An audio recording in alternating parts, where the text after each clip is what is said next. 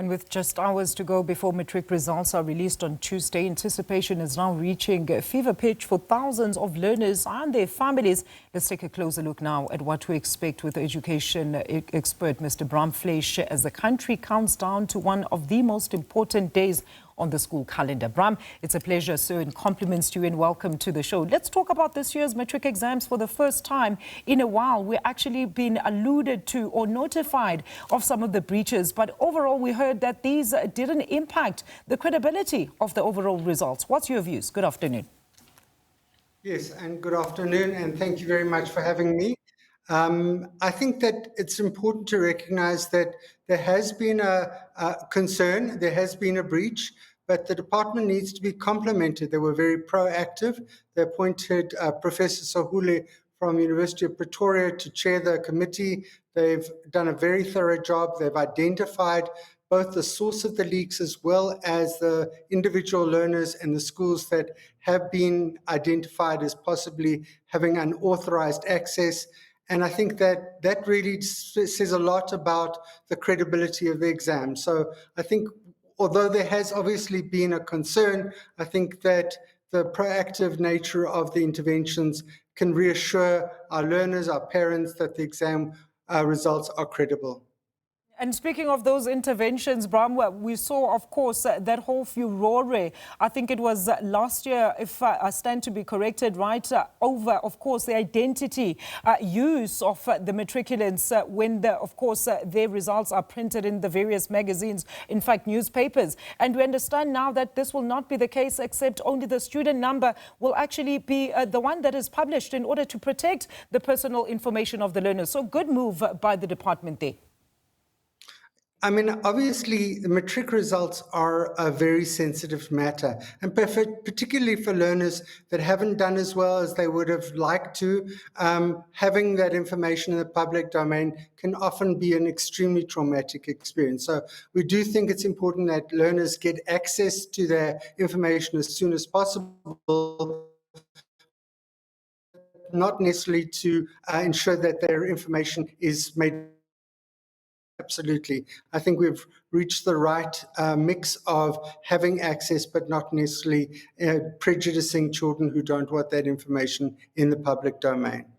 Absolutely. I mean, we spoke at length about the psychological effects of these last year, of course, Brahm. I mean, the Bella Act was also signed into law and sections of it amended. I know you remember. And now it's crunch time to see exactly how the overall impact of this will be. We've already seen some complaints pertaining to the placement of children of illegal foreign nationals that could lead to overcrowding issues in some schools. How do you see the department attending to this nationally? And is it a systematically sustainable long-term, you think? So I think that the problem of overcrowding is not across the country. There are some provinces that have a much more severe problem of overcrowding. And even within those provinces, there are geographic areas that generally experience the greatest pressure. So for example, the Midrand Tembisa area, we know historically they've had a significant increase in the number of applicants. The schools are enormous pressure. So I do think that the departments are aware of where the pressure points are. Often it's very difficult to address them in a very rapid way, but I have a strong suspicion that plans are afoot to address some of the more grievous challenges in specific locations. Let's speak about more of those challenges, Brahm. I mean, it is time really for parents to start asking some serious questions when it comes to their children's education, right? I mean, let's unpack that. There's a lot that still needs to be considered, but there are seemingly now just class-based who can get their kids better education at prestigious or proper schools because they have the means. So equality and quality is still quite a huge factor within our education system. Certainly, I think that nobody would ever be wrong to assume that we have a fair and equal education system. We still have schools that are much better resourced within the public sector, but I think there are policies in place that will improve the overall quality, but it's not going to be something that's going to happen overnight. I think the improvement journey that our new minister is part of, in fact, our previous minister was the one who really kick-started an emphasis on early grade learning, particularly literacy and numeracy in the foundation. And I think that we're beginning to recognize that when we get the early learning right, when we get literacy and numeracy in the foundation phase right, we're going to have real possibilities of system-wide improvement of the education system overall. Absolutely. And while we're unpacking those long-term challenges that need urgent redress, Brahm, the sector had quite a few challenges to deal with last year, from fake schools to placement and allocation matters, increase in violence and crime within some schools. Let's unpack these and other crucial ones that need urgent attention as, of course, the new school calendar begins. Reports that about 4,000 learners are still not placed in the preferred schools at this stage. I think that obviously the pressing concern for parents is to make sure that they're in a school that is proximal to where they're located, and to make sure that that school is offering a quality education for their children. And there are clearly a significant portion of children, both in Gauteng and to some extent the Western Cape, that still are struggling to find the right school for their children. So I think the challenge is for the provincial departments to try and work hard to address that as soon as possible. We certainly don't want children out of school for 3 or 4 weeks into the school year. So, but I do think I'm aware of the work that's being done by the provincial departments. I'm confident that a significant portion of those outstanding learners will be in schools in the next couple of weeks. That said, I think the broader issues that you raise, there are many challenges that our school system faces. Possibly the biggest challenge has to do with finance and budget.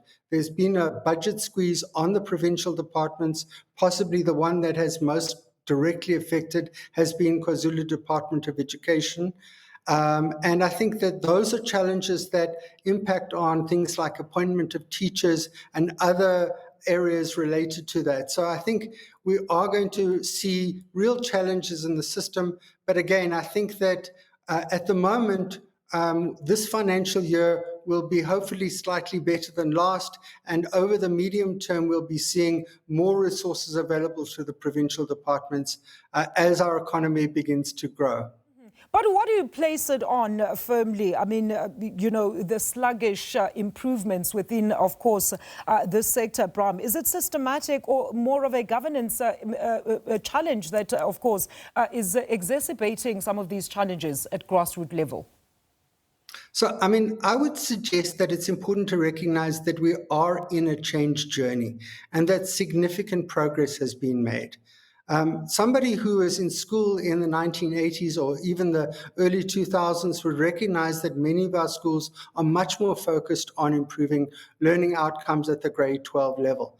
And at the moment, the real challenge now is to improve at the early grade level. We recognize that a significant portion of our children are not reaching the grade 12 final exam, and we need to make sure that those children have an opportunity to become fluent readers and users of mathematics, whether they complete the grade 12 or find an alternative pathway. It's really important that we comprehensively address the fundamental issues as a precondition to long-term sustained improvement for a system overall, not just the schooling system, but the higher education system as well.